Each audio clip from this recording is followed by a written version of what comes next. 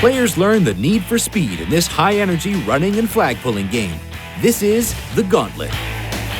Use 4 cones to create a 5-by-20-yard rectangular space. Then use more cones to mark off the 5, 10, and 15-yard lines.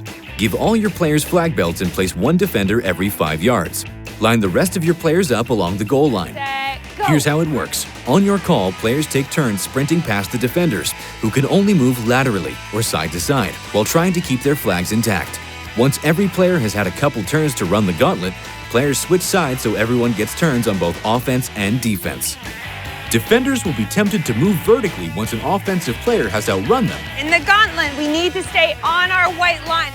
Runners shouldn't overthink things here. Remind your players that their best chance at making it to the end zone is by sprinting straight ahead. Speeding right past a defender gives them less time to pull a flag. Spin moves, jukes, or stutter steps slow things down and make it more likely you'll lose a flag. Oh, nicely done. Good work.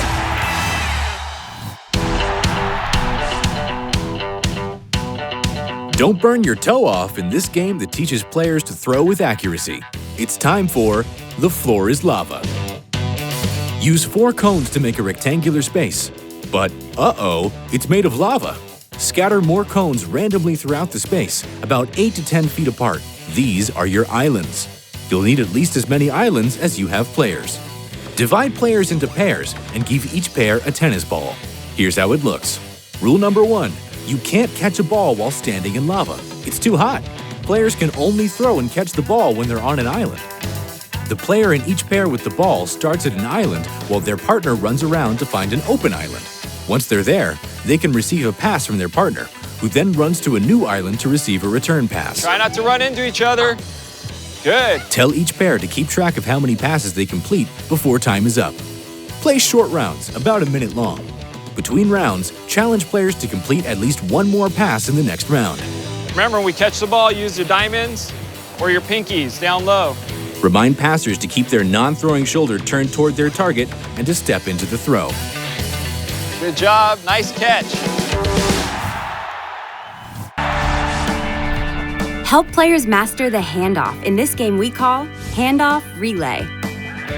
Divide your players in half and line each group up 10 yards apart.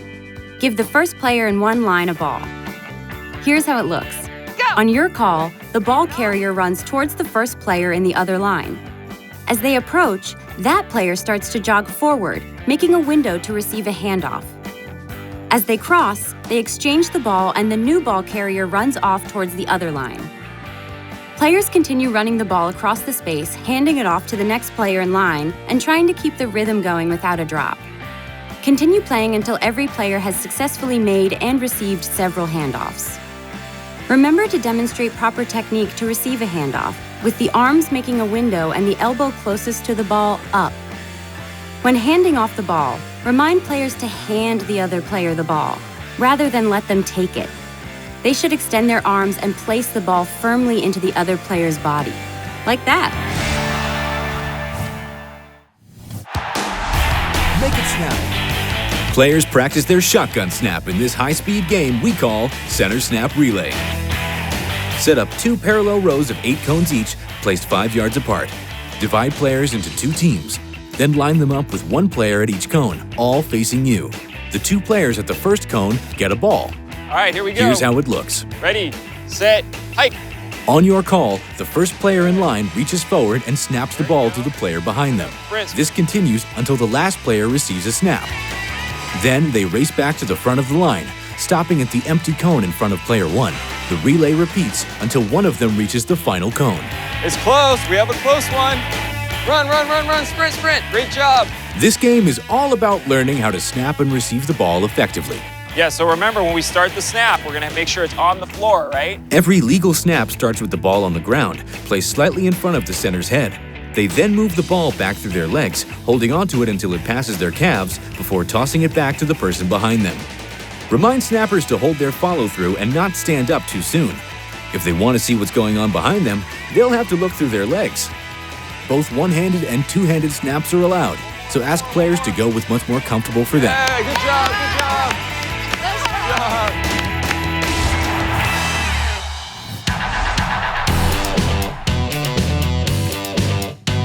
This game is perfect for itsy-bitsy players working on basic throwing and catching skills. We call it the Spiderweb. Use 4 cones to create a square playing area. Pick one volunteer to start as the spider. Give them the ball and spread the rest of the team around the playing area. Here's how it looks. On your call, the spider must build its web by completing a pass and receiving the ball back from each player on the team. Once the spider passes to everyone and builds its web, have players rotate so a different player gets to be the spider in the next round. Make sure everyone is using proper throwing form. Fingers on the back of the laces, non-throwing shoulder turned downfield, and step into the throw. Well done. Way to track that football.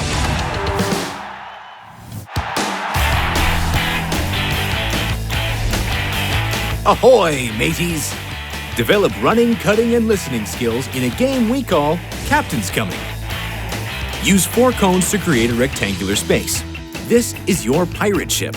Name the sides of the ship sea, shore, port, and starboard, or north, south, east, and west for land lovers. Here's how it looks.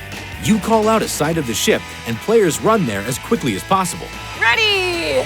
Starboard! Run, run, run, run, run! Port! Go, go, go! As you keep calling locations, players must cut and run there immediately. When you shout, Captain's coming!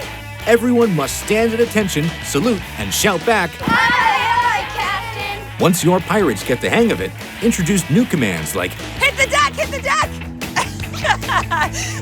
or raise the sails. In flag football, running backs rarely travel in a straight line. They have to make lots of cuts or sharp turns to get past the defense. And of course, it never hurts to develop players' listening skills and reaction time. Captain's coming! Aye, Captain! You guys are so good!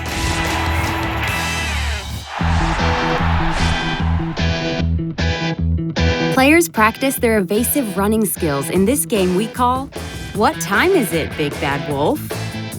Use 4 cones to create a square space.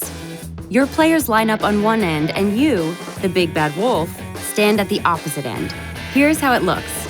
You turn your back to the playing area and your players call out, What time is it, Big Bad Wolf? You respond by calling out an hour.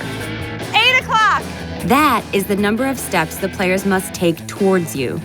This continues until you eventually call out dinner time and turn around to chase your players while they try to get back to the starting line before getting tagged. The first player to get tagged becomes the Big Bad Wolf for the next round. I said I was coming for you! This game is primarily about evasive running, but the wolf can also work on pursuit angles here. Rather than just trailing behind the other players, they can pursue on an angle that allows them to intercept a runner before they reach their destination. What time is it, Big Bad Wolf? Dinner time! Gotcha!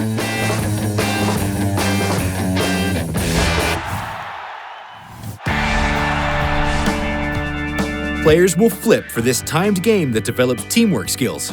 We call it Volcanoes and Ice Cream Cones. Use 4 cones to create a square space. Scatter at least 15 more cones throughout the space. Place half of them right side up, like volcanoes, and half of them upside down, like ice cream cones. Divide players into 2 groups. Because volcanoes have lava, we're gonna say red, you guys are volcanoes. Blue, you're gonna be our ice cream cones. We'll think a little blue raspberry. Here's how it looks. On your call, players must turn over as many cones as they can in their team shape. That means Team Volcanoes is flipping right side up, and Team Ice Cream Cones is flipping upside down. Play short rounds, about 1 minute long. When time is up, count up how many cones are placed in either direction. Whichever team has more cones in their shape wins. Volcanoes won! Awesome! Let's see it. Oh, yeah! Nice! Players might try to block their opponents from flipping cones or protect cones once they've been flipped. This is clever defensive strategy, but it's not allowed here. Encourage teammates to communicate with one another about where they're moving, where they see more cones to be flipped, and how to get there fast. We won volcanoes! Yeah!